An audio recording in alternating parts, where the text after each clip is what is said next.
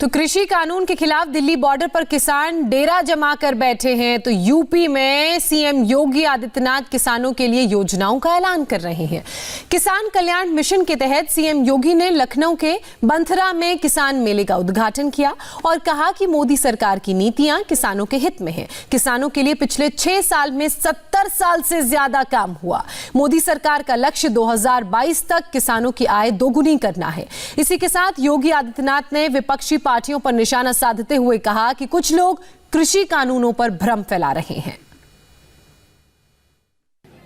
हम आभारी हैं प्रधानमंत्री मोदी जी के, जिन्होंने 2014 में आने के बाद किसान को मुख्य धारा के साथ जोड़ने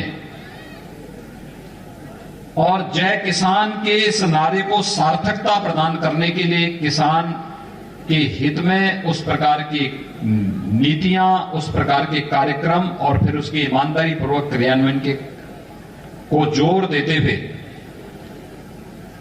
ईमानदारी पूर्वक उन सभी योजनाओं को लागू किया।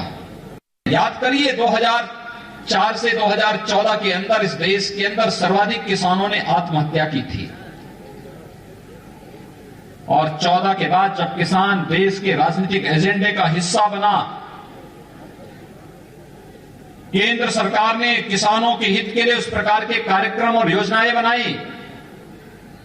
आज उसका परिणाम है देश के अंदर किसान आत्महत्या नहीं बल्कि आमदनी को दोगुना तिगुना करने के लिए नई नई तकनीक को अपनाते हुए वह तेजी के साथ आगे बढ़ता हुआ दिखाई दे रहा है। कि सरकार के जो अभियान है वह किसानों के कल्याण के लिए है।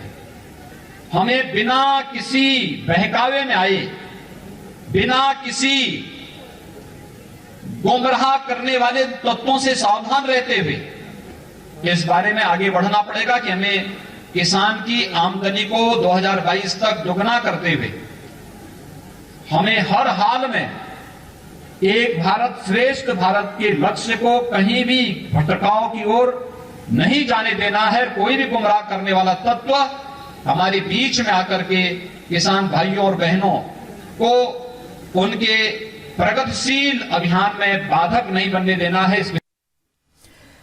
और फिलहाल रुकेंगे हम एक छोटे से ब्रेक के लिए। ब्रेक के बाद दिखाएंगे आपको कि गाय पर ज्ञान अब आपको कैसे दिलाएगा इनाम।